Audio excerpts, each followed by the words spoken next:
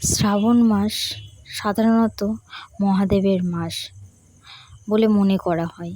এই শ্রাবণ মাসের সোমবারে নিষ্ঠা ভরে ভক্তি ভরে মহাদেবের পূজা করা যায় এবং উপবাস করা যায়, তাহলে মহাদেব তুষ্ট হন এবং তার আশীর্বাদে পাশাপাশি তার জীবনের সমস্ত সমস্যা দূর হয়ে যায়। কথিত আছে এই দিনে উপবাসের সঙ্গে সঙ্গে বিশেষ রীতি পালনে মহাদেব তুষ্ট হয়ে থাকে। সোমবার হলো চাঁদের দিন এবং ভগবান শিব হলেন চাঁদের নিয়ন্ত্রক।